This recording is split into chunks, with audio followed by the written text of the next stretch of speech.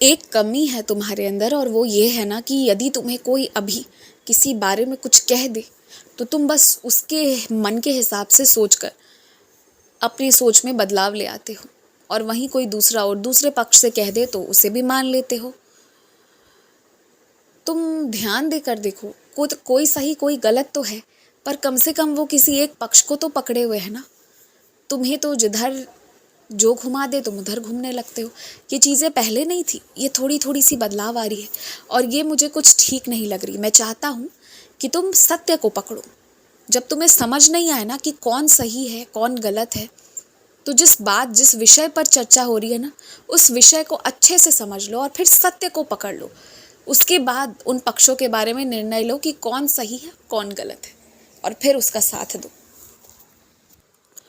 और जिनके बारे में एक बार में ही जान लो कि वो काम अच्छे से करते नहीं हैं, जब उन्हें काम मिल जाता है फिर वो उसे कोसते हैं, उन्हें वो काम फिर बाद में भार लगना शुरू हो जाता है, जबकि वो उन्हें आशीर्वाद लगना चाहिए। तो फिर वैसे लोगों के साथ दोबारा काम करने मत जाओ, अलग हट जाओ। मैं तुम्हें मौके ला कर दूंगा, मैं तुम्हें लोग ला कर दूंगा अगर ज़रूरत पड़ी तो, और यदि अकेले कर पाओगे तो मैं वो भी करवा लूँगा। लेकिन वैसे लोगों के साथ दोबारा काम मत करना जो काम मिलने पर कोसते हैं। और अपने दिनचर्या में ना एक नियम और बांध लो कि पूरे परिवार के साथ हफ्ते में एक दिन तुम मंदिर जाओगे, ये होना चाहिए। और हफ्ते में एक दिन तुम पूरे परिवार वाले मिलकर ना किसी अच्छी जगह बैठकर खाओगे भी। ये दो चीज़ें होनी चाहिए, ये दोनों बहुत ज़रूरी है। इससे संस्कार भी बना रहेगा, अपनापन भी रहेगा, और सबको संतुष्टि भी मिलेगी। मैं ये नहीं कह रहा कि महंगे होटलों में बड़ी बड़ी जगह जाओ, जहाँ तुम्हें अच्छा लगे वहाँ जाओ, पर परिवार को समय दो, और परिवार के हर सदस्य को भी समय देने की आदत लगवाओ। तभी तुम्हारे आगे की पीढ़ी भी ना अपने परिवारों को अच्छे से संचालित कर पाएगी। ये शिक्षा तुम्हें आज देना है, और इस नियम को तुम्हें भी पूरी ज़िंदगी अपनाना है। तभी हर रिश्ते को तुम खुश रख पाओगे। पूरी तरह तो कोई किसी को खुश नहीं रख सकता, पर हर रिश्ते की जो थोड़ी सी इच्छा होती है ना, उसे पूरी कर पाओगे। अब तुम्हारा काम पहले की तरह अच्छा चलना शुरू हो जाएगा, और धीरे धीरे तुम्हारे मेहनत, समय और इच्छा शक्ति से वो अब बेहतरीन की ओर जाएगा। और जब भी मैं बदलाव करता होता हूँ ना, तो उस दौरान थोड़ी सी तकलीफ होती है, पर अपने मन को बांध कर उसी दौरान तुम्हें मेहनत करके काम करना होता है। इस बात को ध्यान रखो।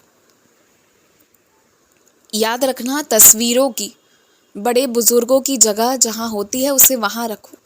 भगवान की जहाँ जगह है उन्हें वहाँ रखो।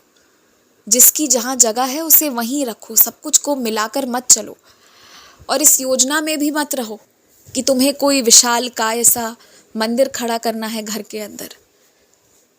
कम तस्वीरें रखो, पर दिल से आराधना करो। बात बस इतनी सी है।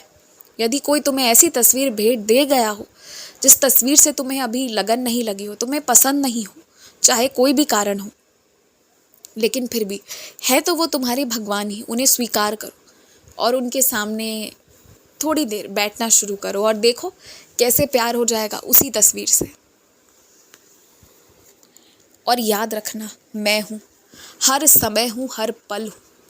जो मुझे पुकारते हैं उनके पास मैं अपने होने का एहसास कराता हूँ। जो मुझे पुकारते नहीं, उनका भी छाया मैं उतना ही बनकर चलता हूँ, लेकिन उन्हें एहसास नहीं होने देता। बस यही बात है। मुझे बुलाओगे, सच्चे हृदय से कुछ मांग ही लोगे ना, तो मैं बिल्कुल दे दूँगा, लेकिन उसके पीछे की नीयत अच्छी होनी चाहिए। बस इतना ध्यान रखना। खुश रहो।